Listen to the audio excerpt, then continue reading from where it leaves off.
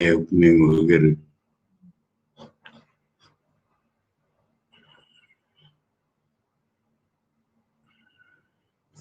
Srimad Bhagavata Mahapurana in English. Swami Pitambarananda. Oh. Tapasyanji ki musti. Om Janmadhyasya yatonvayaditarata charthes abhidnaswarat tene brahmaridaya adikavaye muyyanti yat suraya tejo vari mridam yatha vinimayo yatra trisargo mrusha dhamna svena sada nirasta kuhakam satyam param dhimahi. This is the first shloka of Srimad Bhagavata Mahapurana, and that is the best Mangalacharan. But I am not going to tell its meaning today. A lot of preliminaries have to be discussed, and the first thing is the book to be followed. Many of you have asked me what book I am going to follow, and many of you have asked what book we should follow. So I will reply to the second question first. Please, that book which gives all the shlokas of Srimad Bhagavatam original in Sanskrit plus its translation, meaning in any language which suits you. Preferentially, if the syntax of every shloka and word by word meaning of every shloka is given in any language which suits you, if you get such a book, that would be best. I am going to speak in English. You remember, in the Gita classes, I was holding the Gita Press translation in Hindi, but I was talking in English. So here, the meaning or the inner meaning I would be telling in English. Now the second question is, which book I am going to follow. Now, in the beginning, for a few days, I would not be following any book. You see, this is my notebook, and whatever study I have made in this notebook, so for a few days, I am going to follow this notebook. Now, there is a book. There is a book, Srimad Bhagavata Mahapurana, set of 9 volumes. In Hindi, Vistruta Bhumika, Mool Shlok, Anvay, Hindi Tika, Sridhara Kruta Bhavartha Deepika, Sridhari Tika ki Hindi Vyakya, Akaradi Shlokanukramanika Saha. Now, this, as we found, is a set of 9 volumes published by Chaukhamba Surabharati Prakashan. Chaukhamba Surabharati Prakashan of Varanasi, India. The author or the translator or commentator of this book is Acharya Shiva Prasad Dwivedi. Now, I am going to use this book, but I am not going to read Sridhari Tika. Though it is mentioned that my talk will be based upon Sridhari Tika, I will tell you in what sense and why I will be using this book. In this book, as we found just now, it contains Anvaya, the syntax of every shloka. and the literal or direct meaning of every shloka. And that meaning is given according to Sridhara's ideas. The meaning given is corresponding to Sridhar's Tika. And so it is mentioned that I will be following Sridhar Tika. I am not going to read the Sridhari Tika. Now, this book, I will not read a syntax, I will read out to you.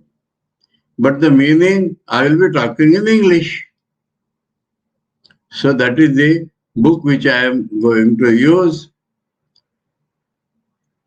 The set of 9 volumes, price is around 1500 rupees. And some friend of mine has ordered for me, and I'll be getting it either end of this week or beginning of next week. Till then, I have this book, all 9 volumes combined, pages around 4,800 in PDF form.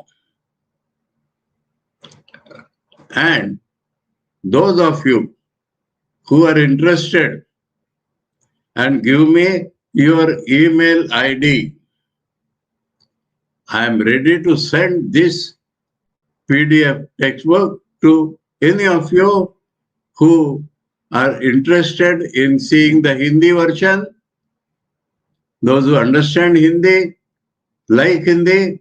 So this I can send to those who request me for that, as I have got the PDF version of this book. I'll be using the new book when it comes to me. Till then, I made a study in my notebook and I'm going to use only that. Because the PDF file is in the computer, I cannot use it simultaneously. Anyway, so this is about the book. Now we come back to our usual method. Any spiritual scripture gives us direct spiritual benefit only if we study the 4 anubandhas. There are 4 things which must be aroused in our mind to derive the full benefit of any spiritual scripture. And the 4 things are interrelated, interconnected,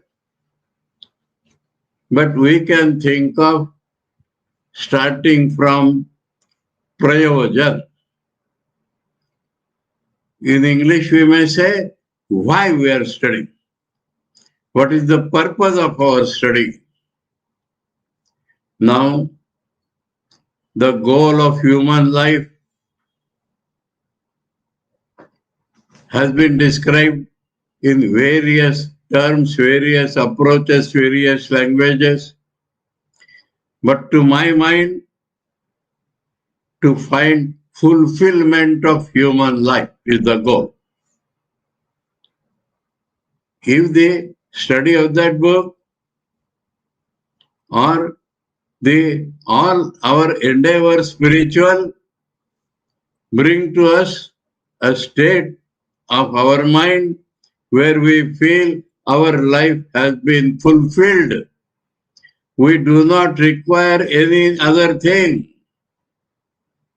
We are permanently satisfied.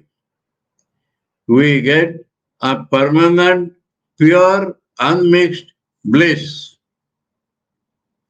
Now, this has been described in different ways, that to realize our real nature, to realize God, to realize Brahman, and etc.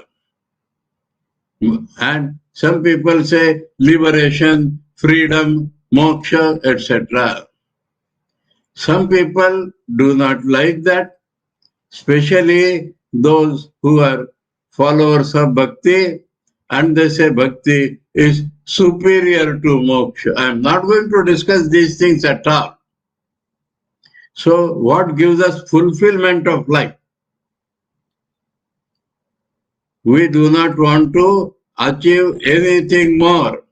We are satisfied forever.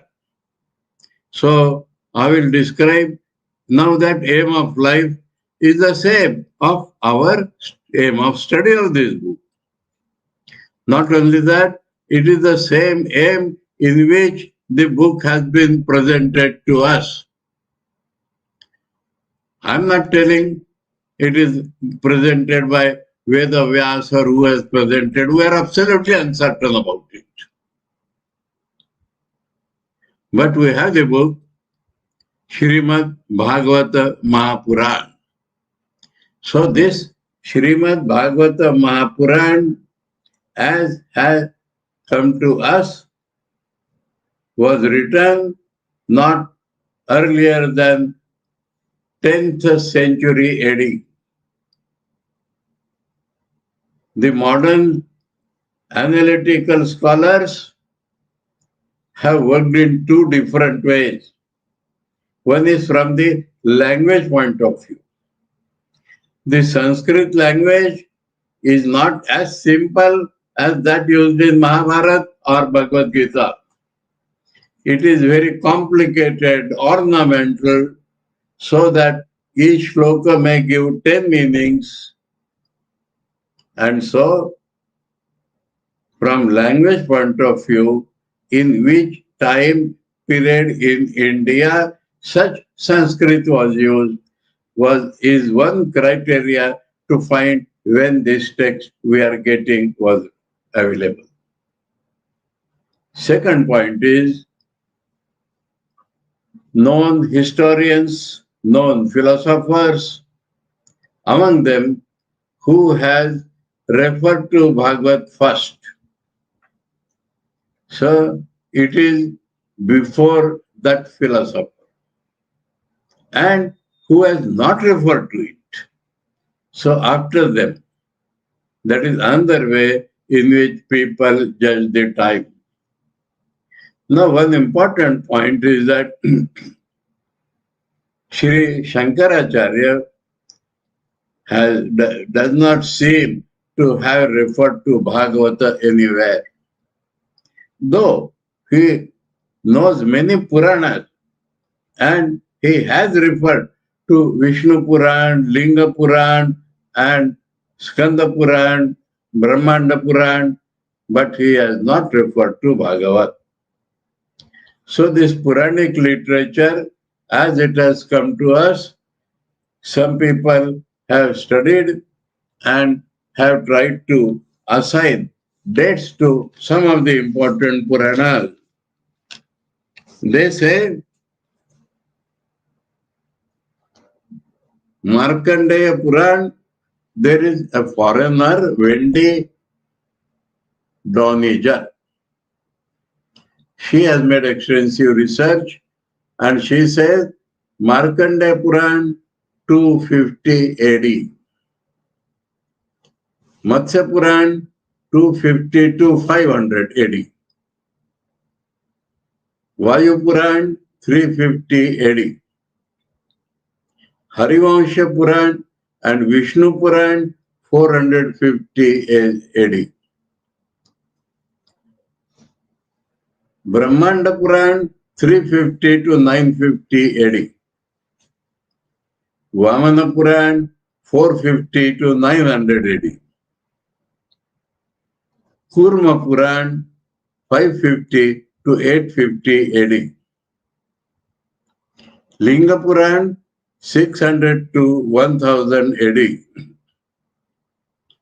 And this Srimad Bhagavata Mahapuran 950 to 1050 AD. 950 to 1050 within this 100 years.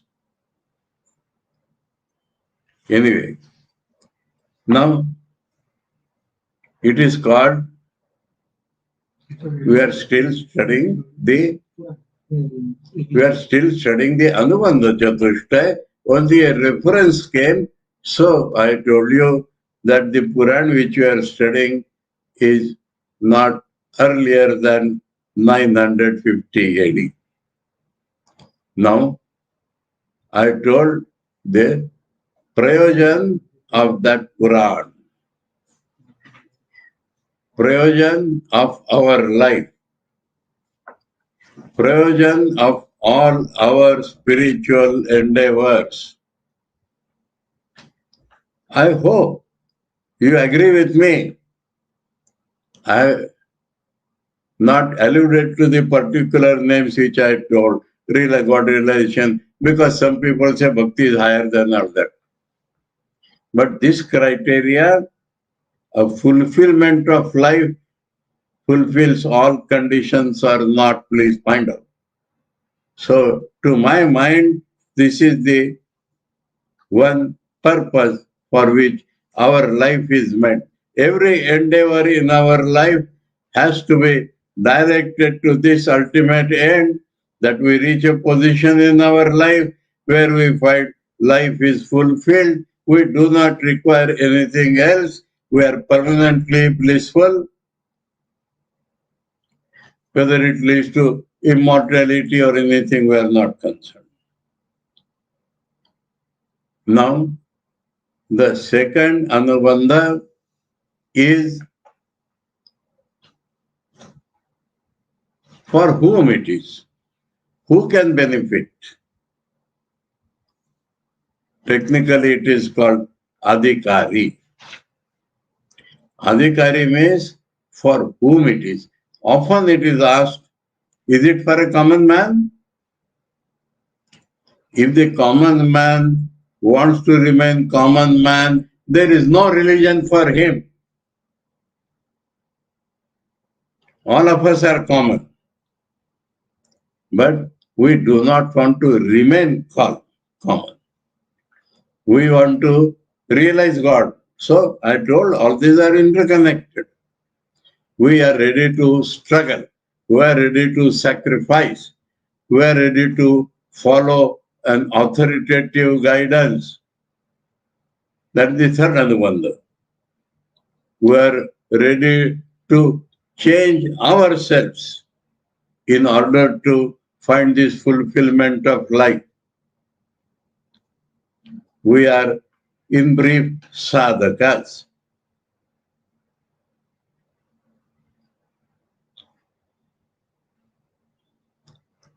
An ant is different from a huge engine because the ant knows I am somebody.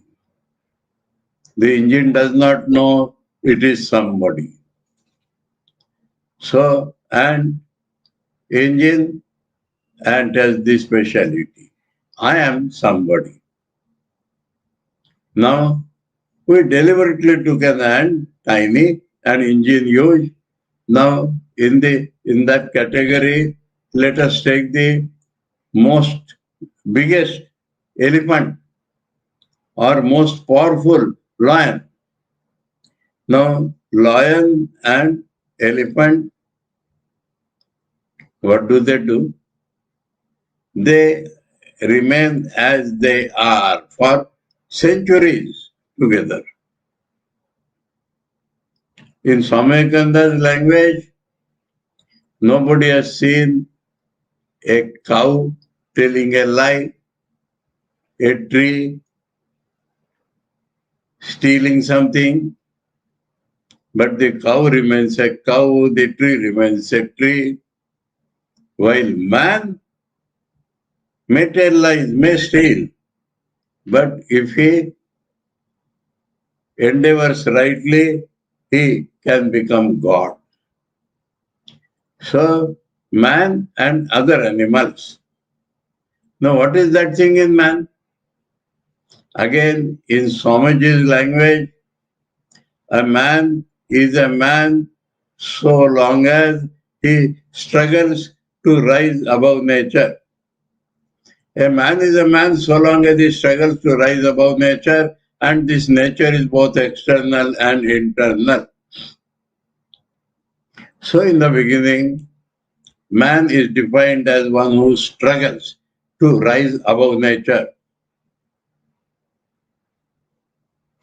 Now, let us go deep into this struggle.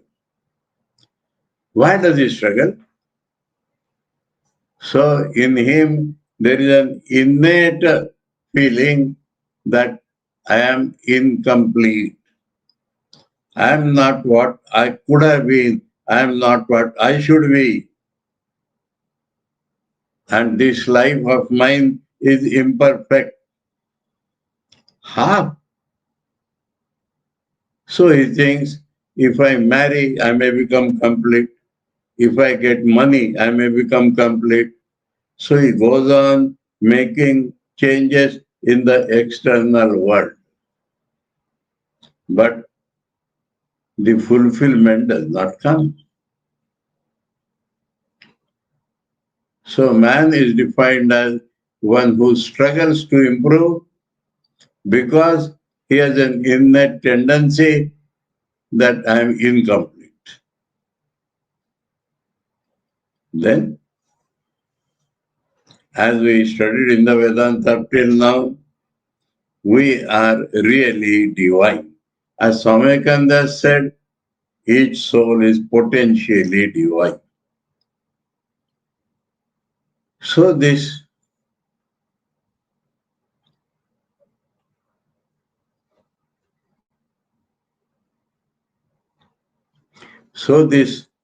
innate divinity makes a man evolve. And finally, he comes to a stage when he understands that I have to make changes in myself to get this fulfillment. No change in the outside world will give me that fulfillment. I will remain what I am. I am telling things in brief. And so, that man is called a sadhak. A sadhak is he who struggles to improve by making changes in himself so that he reaches a state where he will find fulfillment of life. So this is the adhikari. This is the person who will benefit from the study of any scriptures in the world. Now, the third point, as indirectly it has come, what are the scriptures? Any man struggle, if he struggles according to his own whims, subjectively, it is very difficult for him to reach the goal of life. So for struggle to succeed, he requires authoritative guidance, unfailing guidance. And this is what we define by the word Shastra, scriptures. Scriptures are supposed to give us authoritative, unfailing guidance. So, a man is ready to follow scriptures, is ready to change himself according to what the scriptures tell him. Here comes the question, what are these books giving authoritative guidance? And their relative values, relative place in our spiritual life. And especially, it has been announced, classes are on Srimad Bhagavata Mahapurana. So Mahapuran means the great Puran. If it is great Puran, then does it mean there are small Purans? Yes and no. In India, 18 Puranas have been assigned the place of Mahapuranas. I read some names just now. I don't want to read the detail to distract your mind. I am telling 18 Puranas have been described as major Puranas. Maha means major. And then the non-major, minor are called Upapuranas. Upapuranas, there is a list of 16, sometimes 18, sometimes 20. The names also are sometimes this, sometimes that. Then there are tertiary Puranas. Some of them are called Ati Puranas. They are maybe 12, 13, 15. And then there are Aupa Puranas. Aupa Puranas also more than 12. So you get a list of 50, 60 Puranas. And there are some evidently modern Puranas, not in any old list. We know 4 such modern Puranas. Datta Puran, Dattatreya Puran or Datta Puran. Shri Maha Vishwakarma Puran. Yuga Puran, Vasuki Puran, Nilamata Puran, Atma Puran. Atma Puran has been identified as written by Shankarananda of the Advaita school in 13th century. So these are evidently modern Puranas. So we see a list of 50, 60 Puranas. Now, what are other scriptures? What are most authoritative?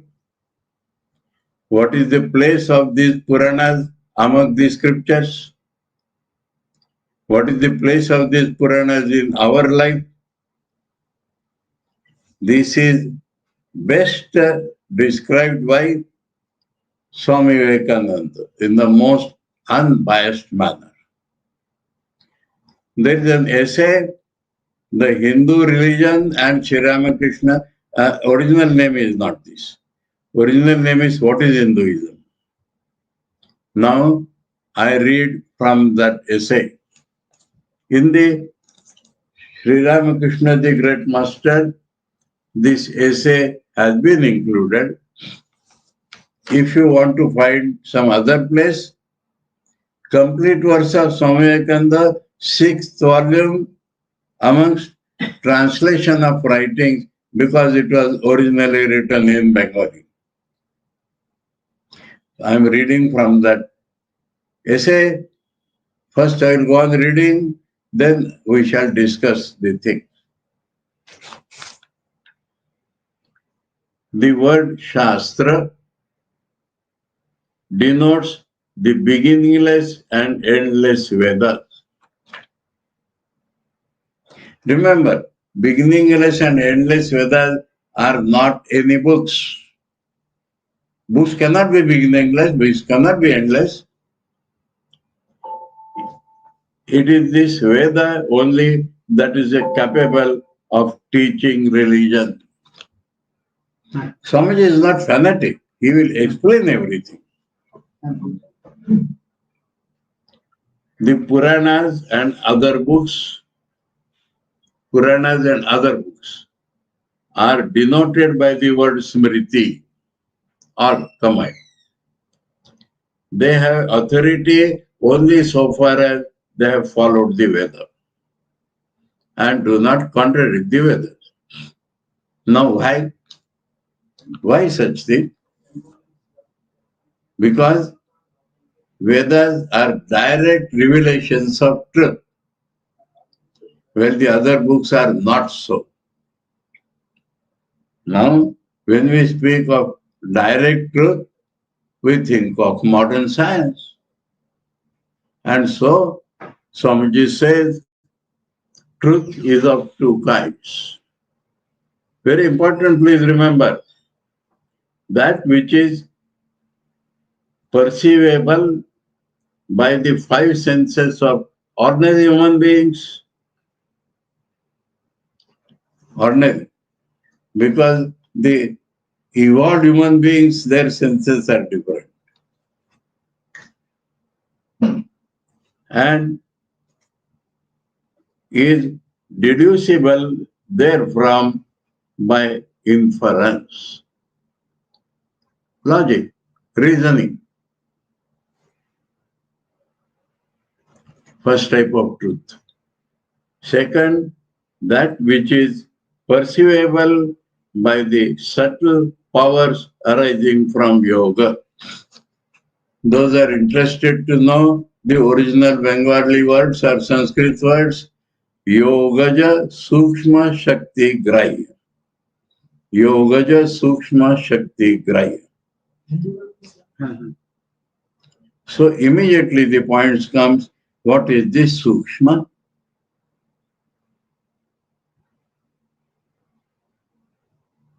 These are very important issues, so we are trying to explain every word. Just now I found, let me complete that. The knowledge acquired by the first means is called science. And that acquired by the second method is the Veda. Now, ordinary man, his five senses of perception. Do we have any other means of getting knowledge? All other knowledges are deducible therefrom by inference. So, this is called in Sanskrit sthul or gross experience.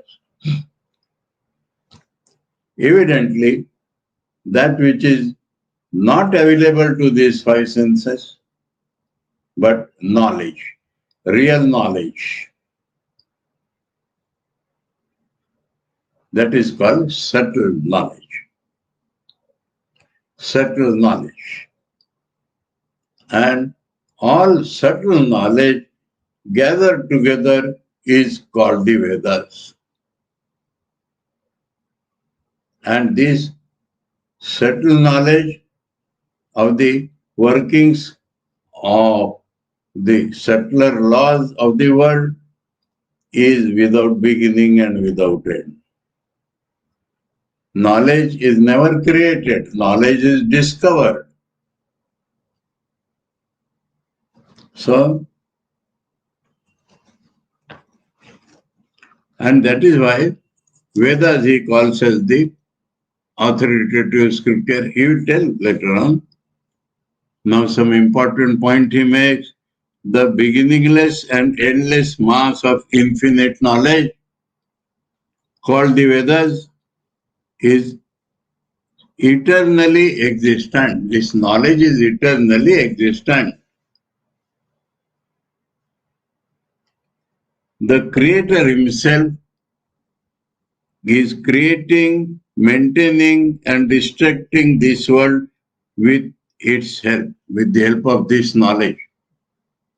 Ishvara creates, preserves and destroys. So these are eternal truths not available to modern science or by the minds ruffled by the modern science.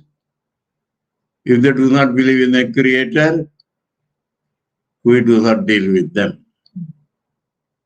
We are sadhaks. We want authoritative guidance, and that is given by Vedas. Now, more important, these Vedas, how they come to us? They are with God. How they come to us? the persons in whom that power of intuition is manifested. So this subtler knowledge, direct knowledge, more direct than the direct knowledge is termed as intuition in English. According to our tradition, alaukika pratyaksha, more pratyaksha, but not by reason or not by five senses. Shall we make a joke on this intuition? No. Truth not available to senses. Now, four players are playing cards, bridge cards. Now, one of them is extremely, the youngest, is very, very intelligent in that play.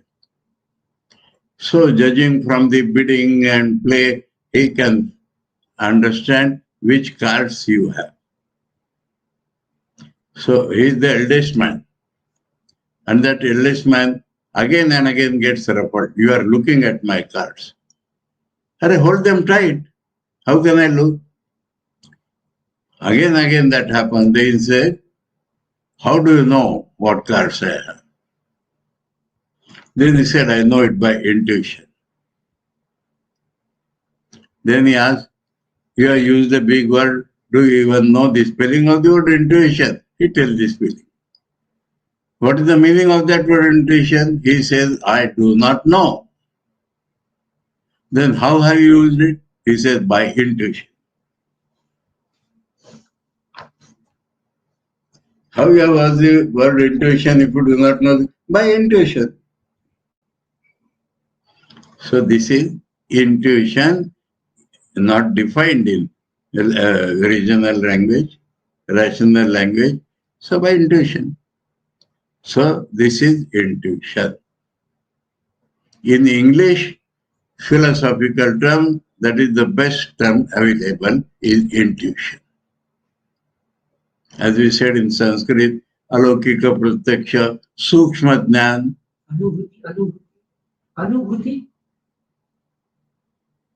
Anubhuti varies from here to there infinite also. We are not talking about that. Intuition, pratyaksha, okay, you can call it anubhuti. Gross also is called anubhuti only. Sukshma anubhuti. Anyway, now, but what Swamiji is telling, the person in whom that power of intuition is manifested is called a Rishi. Rishihi darshanat. He sees what we do not see. And the infinite knowledge that he comprehends through that power of intuition is called the Vedas. So Vedas are with God, but how they come to us? Through the Rishis. So Rishi Vakya. Now something very strong, Swamiji is. The attainment of this Rishihood, the seership of the immediate, another word in English is immediate knowledge. Immediate, not in the sense of time, no immediacy. We get our knowledge through five senses. Without those five senses, if we get knowledge, then it is immediate knowledge. So, immediate knowledge of the Veda is the true realization of religion. Now, what is this word realization? We talk of God, we talk of religion, we talk of punya, we talk of pap. Are they not only ideas in our mind? Only ideas.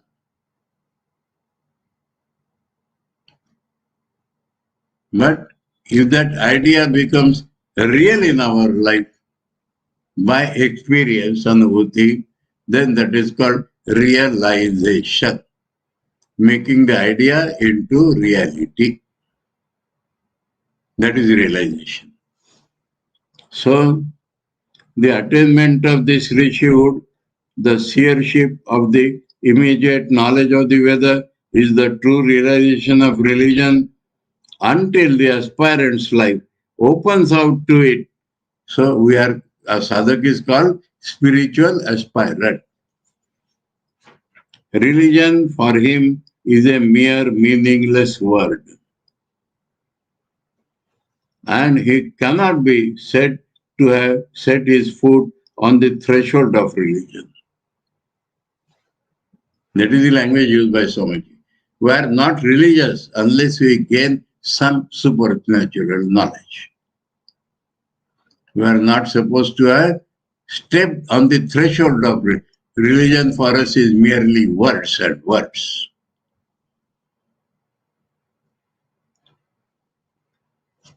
Now, coming from that, the authority of the Vedas holds good irrespective of time, place, and person. Eternal truths. That is, its authority is not confined to a particular time, country, or person. Now, practical life, we want books. The Veda alone sets forth the universal religion. Universal religion does not mean one religion. Universal religion means religion for everybody. Everybody will find his own religion in the Vedas. Although, now Swamiji is analyzing other scriptures. Although a little of that infinite knowledge is to be found in the Itihasas, Puranas, etc. of one country, of our country, and in the religious books of foreign countries. So all religious books of foreign countries, Swamiji includes in Puranas or Itihasas. Now the very use of two words, Itihas and Puran. Itihas or history means it was like that, facts. So Purana are not facts. Otherwise they would have been called histories, Itihas and Puran. Now, traditionally, only two books are taken to be histories. Valmiki Ramayana and Mahabharata of Vyasa. Now, Christians may feel little differently, but the Bible first translated in India in the Konkani language of Goa by a Christian father was called Krista Puran. So he knew that. Anyway, so Swamiji says all other books of all other countries and other books in India are, although a little of that infinite knowledge is to be found, please be patient. Important points I'm still getting late. It may take 2-3 days for the preliminaries.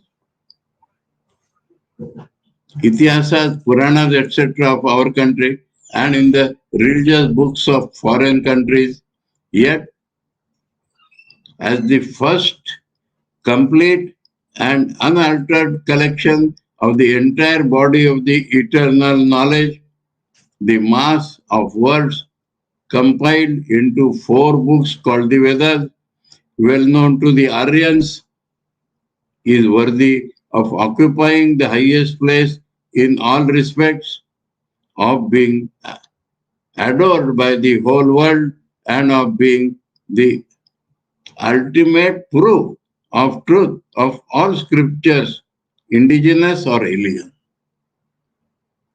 Now, what are the points? First, most ancient books. Secondly,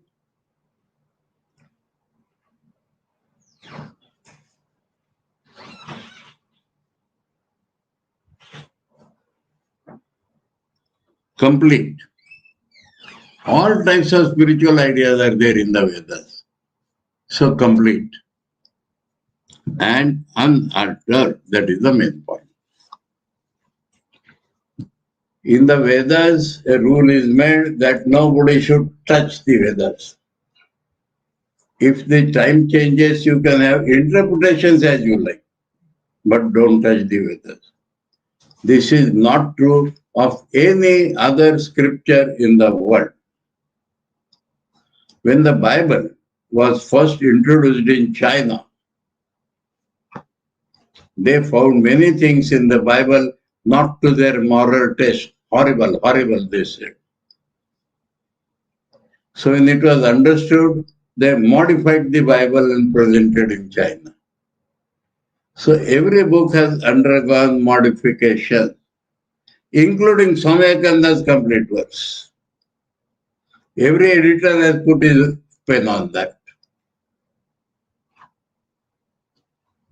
So unaltered is the Vedas. Swamiji is speaking from the most unbiased mind as benefactor of the whole humanity. In him there is no India or like that.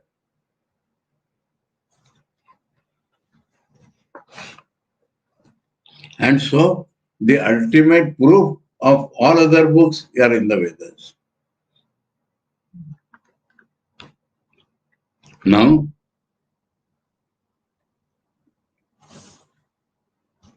I am omitting one para because details about the Vedas, 2 paras, 3 paras. Third para.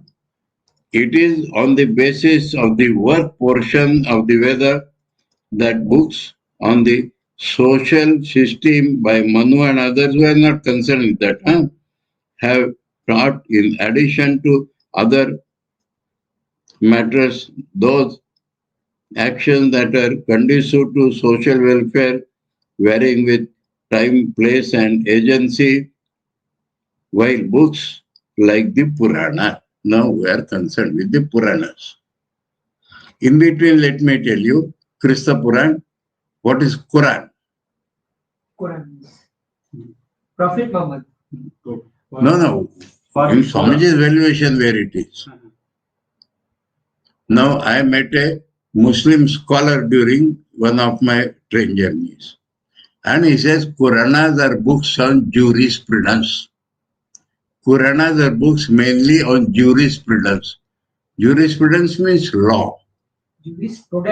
Jurisprudence. It's a technical term for legal. That means if you commit this sin, this punishment. That's all.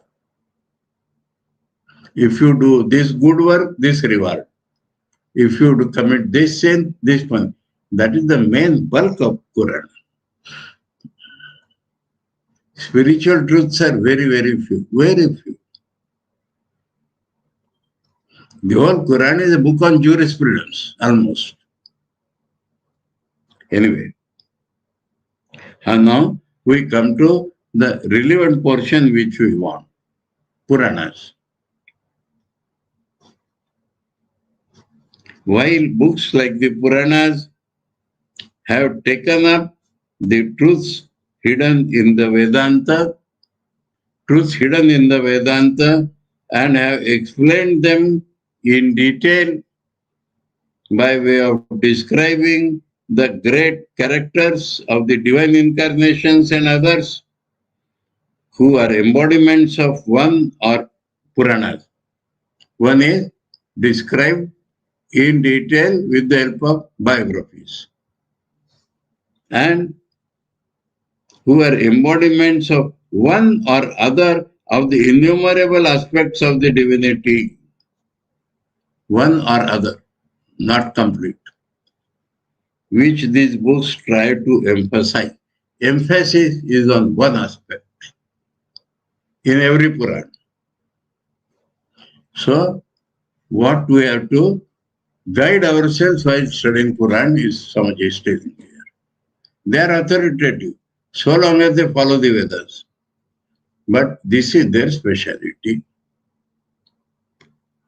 Stories and stories. What is the emphasis on this Quran? Bhakti. Vishnu. Vishnu. Vishnu. Vishnu. That I have yet to touch. Scripture on Bhakti were announced.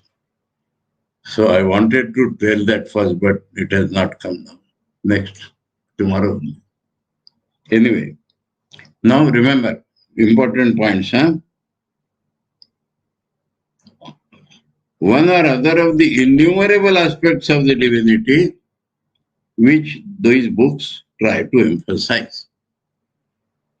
But in course of time, the descendants of the Aryans deviated from right conduct and lacking dispassion, devoted themselves to the prevailing popular customs and grew feeble in intellect. Feeble in intellect. Other words some will use, they failed to understand the import of even the Puranas, import, which appeared as contradictory to one another because one-sided.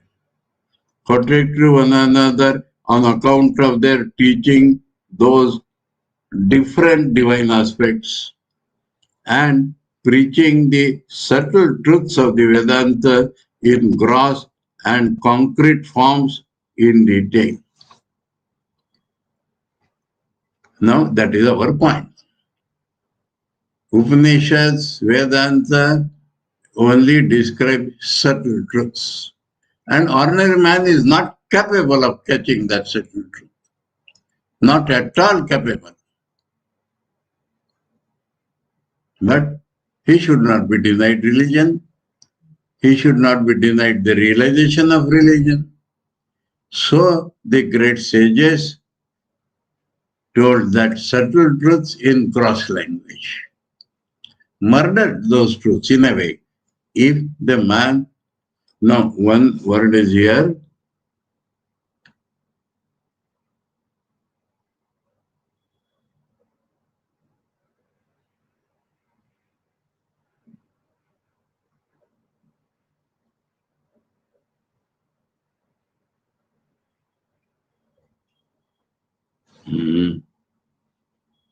no, one more word is there.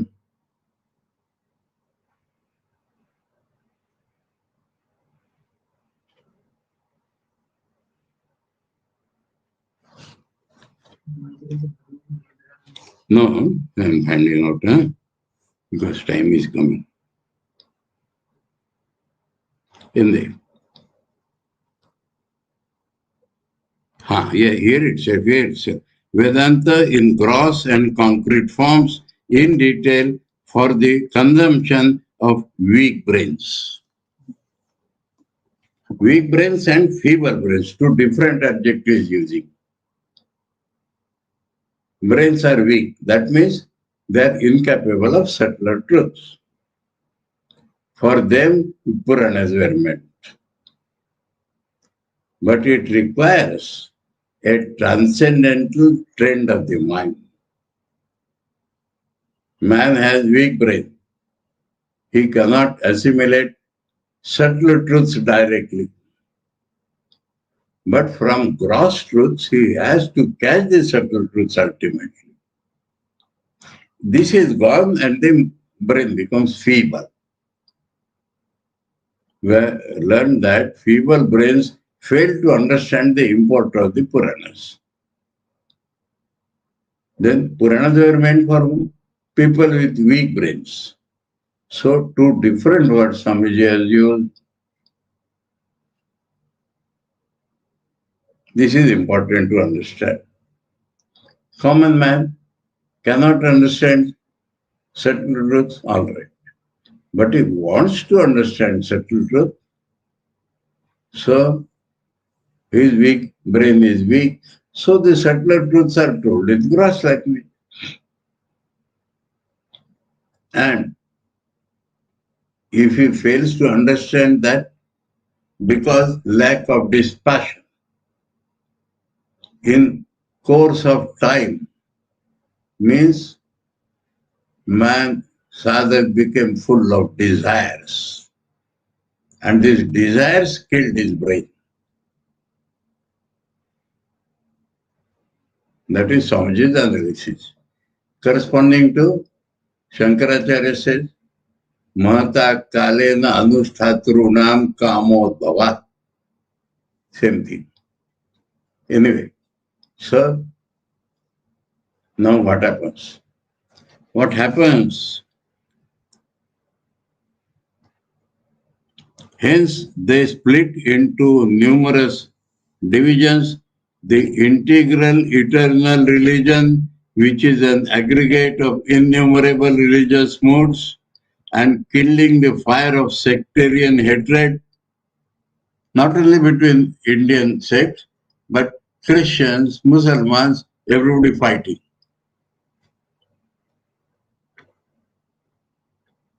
And kindling the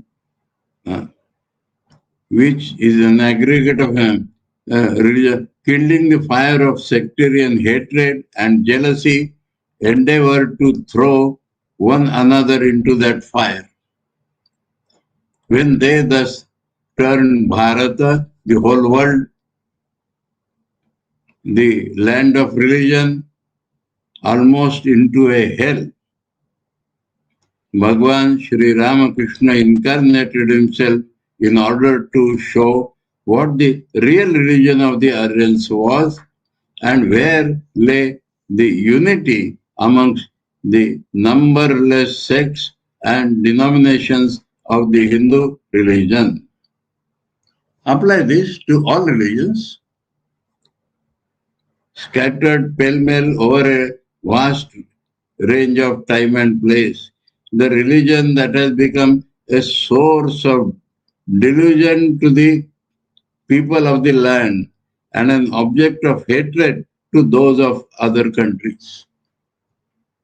Hinduism has become like that. Owing to its apparent divisions into innumerable, ever-warring sects, bristling with contradictory customs.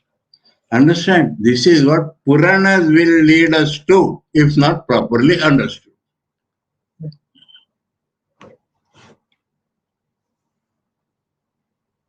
All books of all religions will lead us to, if not properly understood. This he did by holding aloft before the gaze of all his own life as a living example of that religion eternal. By concentrating in himself, its universality lost by the lapse of time. Now, one more point I told already, history and Puranas have been separated.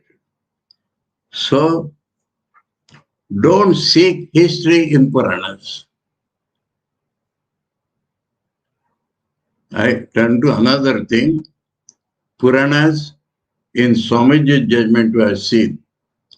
But people will argue, Swamiji also has used in one place, Puranam Panchalakshanam. Puranam Panchalakshanam.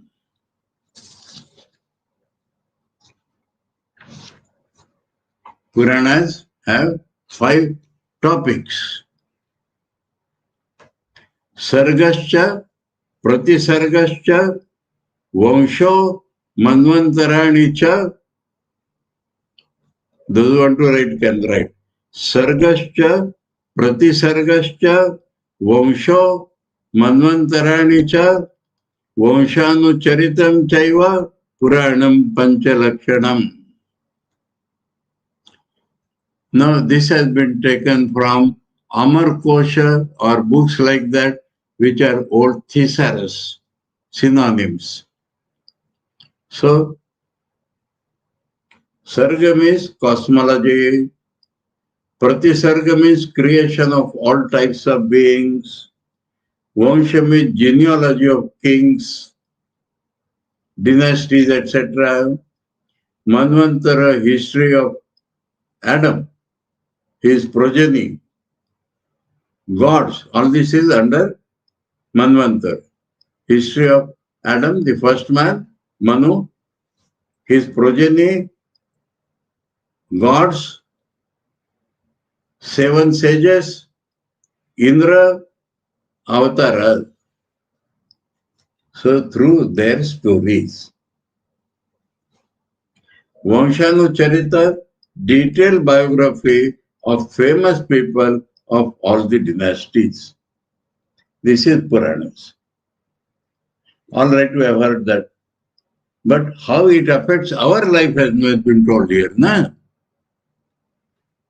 Are we interested in learning history? Are we interested in learning dynasty? Are we interested in learning cosmology? We are interested in realization of religion. And that is why I read Swamiji's. Swamiji has shown the place. So why all this description? By way of elucidating the subtler truths into gross language. So don't seek history. You will get destroyed if you learn history from Puranas. So in legendary forms, fables, what you do? Swamiji himself has described. Let you hear a Puran. Let you gather the impression of the truths embodied in the Puran and forget the story. I am telling all this because we are not to know the detailed genealogy. Bible starts like that, na? His progeny, like that only. What do we gain by that? What do we gain by that spiritually? Only by telling stories, some truth comes, that's all. In the beginning, I said that taken some truth of Vedanta and in gross language, that's so through legends, stories. When we say stories, don't seek history in that. No. It may have some historical grain of truth, but whole thing don't take history. Don't take history.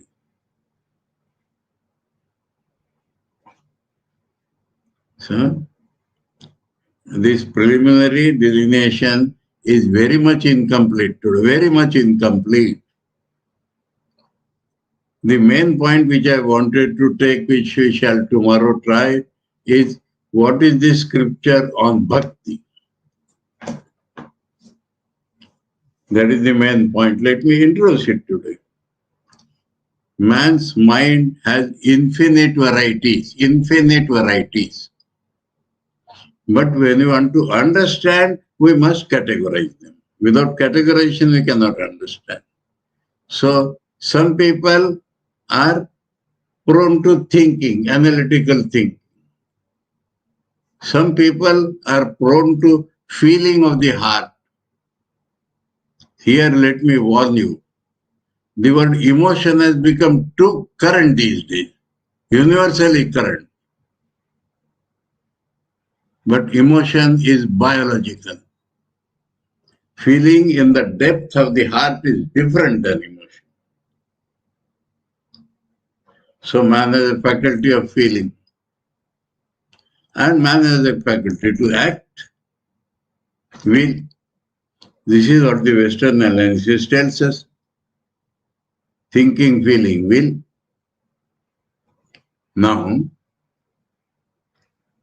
those who are we'll take this in detail next time. When man who is prone to, now question is of predominance. Huh? There is no man who is only reasoning.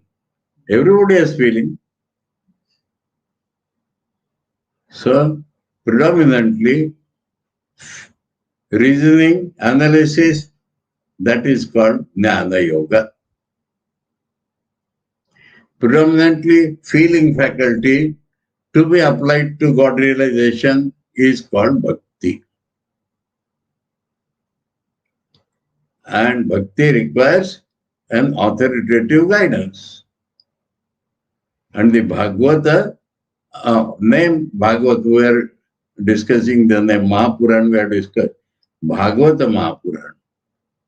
About God, God is called Bhagavan. We shall discuss this in the next time. Lot of things are yet to be discussed as preliminaries. And so tomorrow we shift it up. Many might have been disappointed today I have not started the Bhagavad, no, not. But important point of Puranas as described by Swami Vivekananda we have taken today. Now the other point of what is the Bhakti scripture I have just introduced. Some people are active by nature. So for that Karma Yoga. So this aspect of feeling of the heart to be directed to God realization. Aim is same. We want to realize God. We are having feeling of the heart prominent. So what is the authoritative guidance for us? Srimad Bhagavata. That is how, but it is a Mahapurana. So we have to filter out and take it as and when necessary. Another speciality or peculiarity of the Puranas is too much exaggeration of everything. So we have to guard ourselves. Emphasis Swamiji said on one point. So we have to guard ourselves against carried away by exaggerations, carried away by the story. Though we shall listen to the stories, we will gather impression from that stories, but forget the stories afterwards. So this is the small preliminary about Bhagavatam. I have not yet completed the Anubandha Chatushtaya. So tomorrow. Om Janmadesya Yatonvayaaditarata Charthesva Abhijnaswarat Tene Brahmaridaya Adikavaye Muhyanti Yat Suraya Tejo Varimridam Yatha Vinimayo Yatra Trisargo Mrisha Dhamna Sena Sada Nirasta Kuhakam Satyam Param Dhimahi. One more point I will make. Those who want details about Puranas, please read Purana reference in complete verse of Swami Vivekananda. Om Shanti Shanti Shanti. Hare Om Tat Sat. Shri Ramakrishna Arpanamastu. Thank you.